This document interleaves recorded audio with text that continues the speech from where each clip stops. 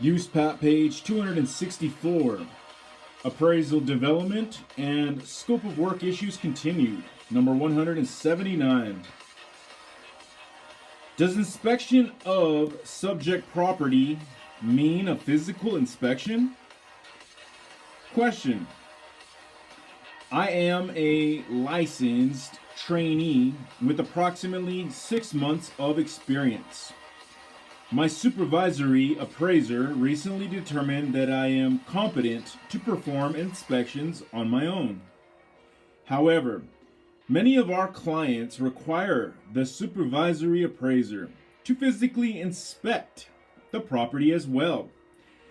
If I do the inspection by myself, but take numerous representative photos of the interior of the subject property, may my supervisory appraiser indicate in the report that he also inspected the property? Response: no. A physical inspection of the interior of the property is not the same as a physical inspection of photographs of the interior of the property.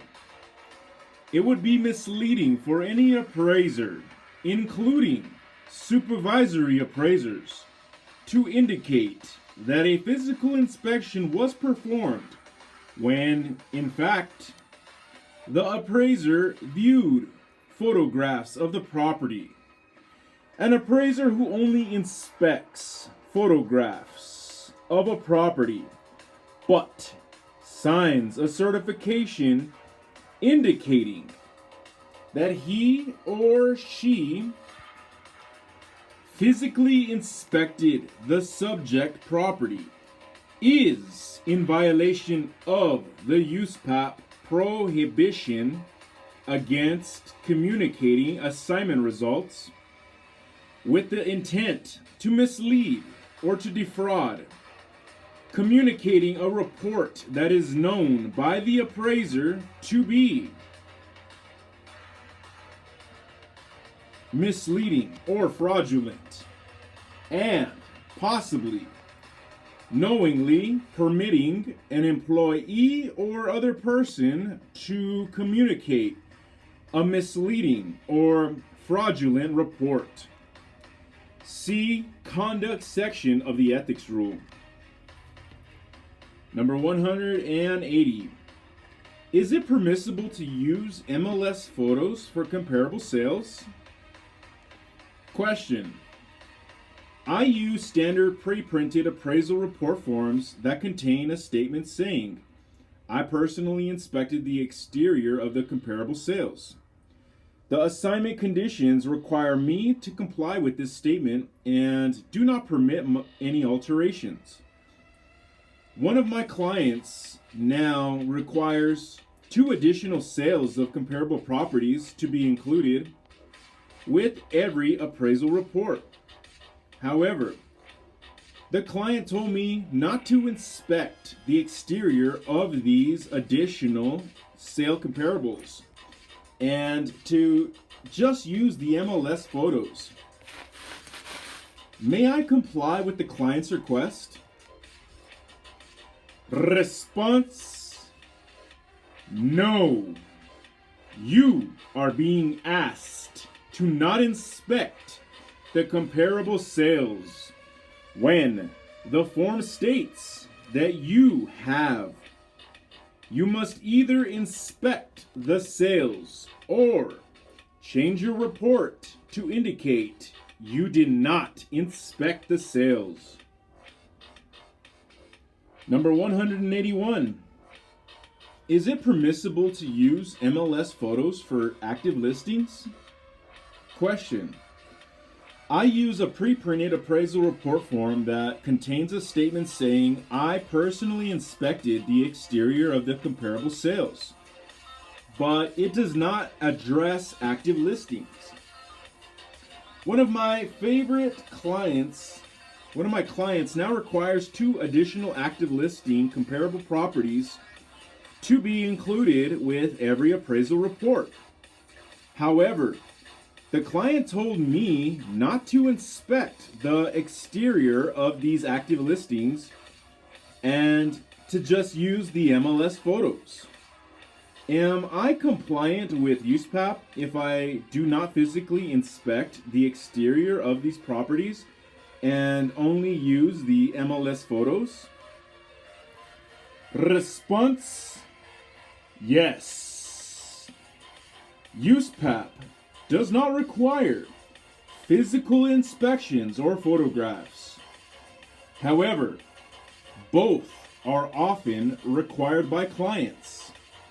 If an inspection of the active listing comparables is not required for credible assignment results, and if it is not contrary to assignment conditions or specific statements in the report, then using an MLS photo and not performing an exterior inspection would be acceptable. Number 182. Cost approach, not necessary for appraisal of vacant land. Question: the property I am appraising is land without improvements, to be valued as is without foreseeable change in zoning or use. Does standard rule 1-4B, Roman numeral 1, mean that I must complete a cost approach for my market value opinion to be credible? Response: no. In the assignment you describe, the land is the subject of the appraisal. Since there are no improvements and testing the economic feasibility of a change in use is not part of the appraisal problem, a cost approach is not necessary in this assignment. The methods and techniques that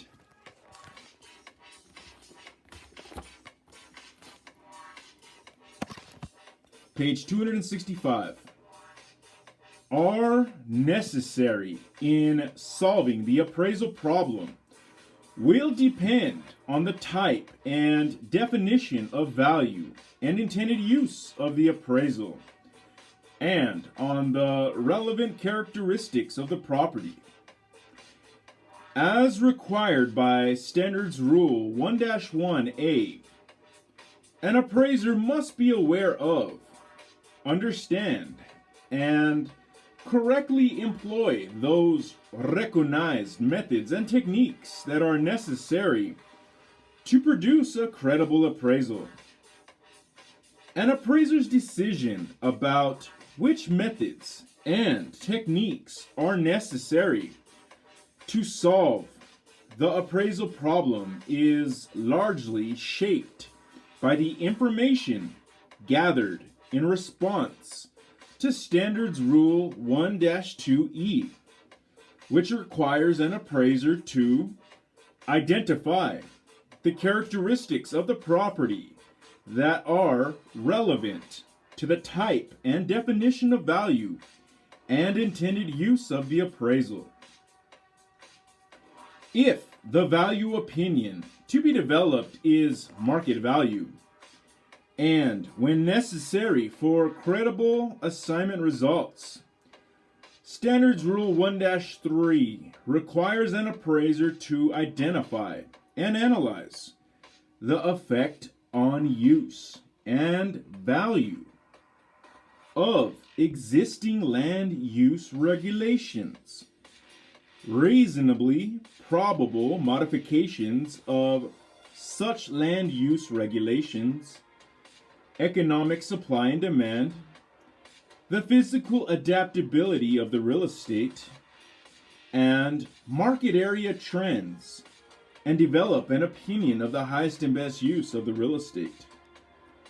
Having completed the actions required by Standards Rule 1-2 and, when applicable, Standards Rule 1-3, an appraiser can reasonably determine which methods and techniques are necessary in solving the appraisal problem.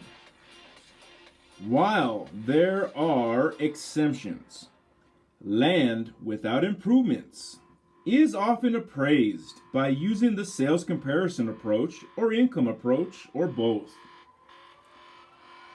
Number 183, improvement only appraisal. Question: in a real estate appraisal, is it permissible to appraise only the improvements?